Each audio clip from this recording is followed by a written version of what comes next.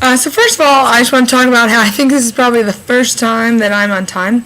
So I'm really kind of proud of myself for that. I think it kind of means that things are going better. I'm a little bit more organized and a whole lot less frustrated. So that's kind of positive. Like I said, things are going better.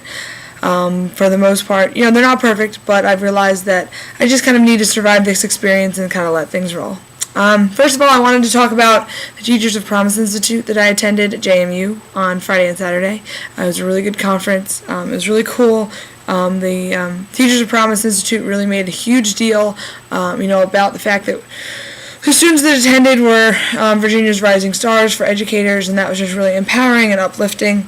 I also got to talk to lots of students who are currently doing their student teaching and found that I'm not alone in the fact that it's kind of scary and stressful and fun and frustrating, all at the same time. I'm not the only one going through that, so that was positive.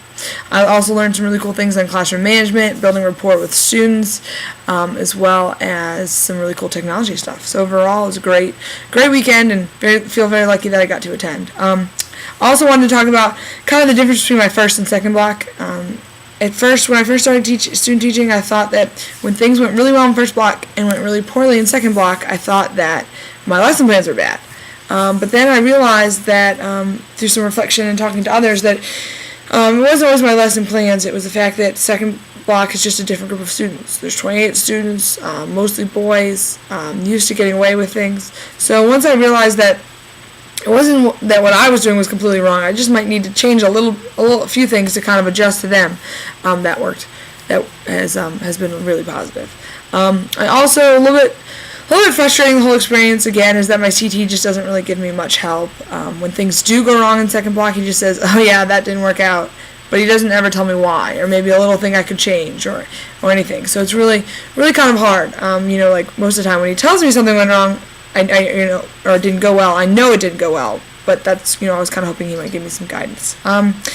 But that's okay. Kind of getting through that. That's okay. I wish that he would see some of the positive things that I do, because I really feel that's I've done a lot of things to reach the students. But I guess that's just kind of how life goes.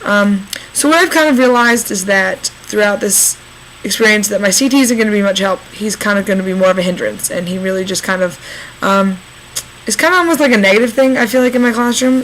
He does all these crazy, stupid things that really just make it so that I have no authority in the classroom. So most of the time when these things happen, I'm really frustrated and kind of mad. Like, I don't show it, but inside I'm like, oh my gosh, he just did that.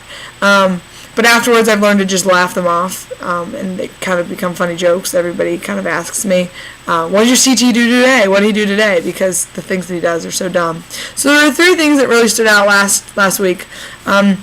First of all, kind of along the theme of me not having much authority in my classroom, a student came up to me and asked to go to the bathroom, and I was like, you've just started a writing assignment. No, you cannot leave. You need to get started. And so he turned around and asked my CT, can I go to the bathroom? And my CT was like, yeah, sure, you can go to the bathroom. So I was like, oh wow, kind of just thought inside, I'm really glad that I have all that authority in my classroom. Next thing that he's started to do is, if I'm in the middle of doing something, the students will just get up and give him money and ask him for drinks, and he will bring them whatever drink or snack they want from the drink machine. And you can imagine that when he comes back in the classroom, there's kind of sort of a ruckus handing out all of the drinks and goodies that he goes and buys. So that's kind of interesting and just, I feel like, unnecessary. He normally does it in second block, and that's the block right before lunch. You would think these kids could wait. And the final thing that he did, which I was just shocked about, especially because, in all of our schools there's a no cell phone policy. They just started an assignment, and I was at my desk grabbing some makeup work for another student. One student came up to me, and he was like, Miss Mecca, I need to go to the library. And I was like, well, why do you need to go to the library? He's like, well, Mr. Calloway needs to see me. And I was like, all right, well, Mr. Calloway's not here to tell me you can go to the library. Do you have a note? And he was like, well, no, I don't have a note, but I just need to go to the library. And I thought this was kind of weird. So I was like, okay, well, you don't have a note. He's not here to tell me, so you can't go. He's like, well, I have a text message. And I was like, you have a text message? So I was like, all right, let me see your phone. And sure enough, there's a text message. It said, from Mr. Calloway, come to the library now. So it's just kind of interesting how, when I'm in the middle of trying to do my lesson and teach and have these students do engaging activities to reinforce the material that they learned, my CT texts messages my students and pulls them out of my classroom.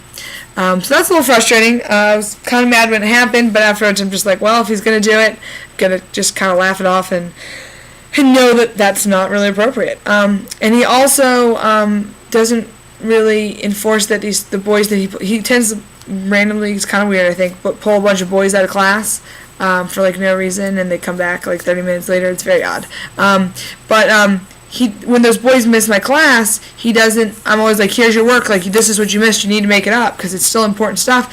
And he doesn't make them do it. So there are some of these boys that he keeps pulling out of my class have like D's or C's just because that they have zeros. And I kind of doubt that he's going to make them make up the work, which really makes me mad because I think they're probably just going to mysteriously get either like an A or a B for the 6 weeks. So it really frustrates me because I feel like I'm there, but the students realize I have no authority, so it's really hard to gain their respect. But like I said, overall, I'm just trying to survive day by day, take it, week by week, do the best that I can. And I'm learning a lot of things. Even though there's a lot of negative things that are happening, I'm learning what will not happen in my classroom in the future. So I'm just trying to take a negative situation and turn it into the most positive outcome I can have. So that's all for now.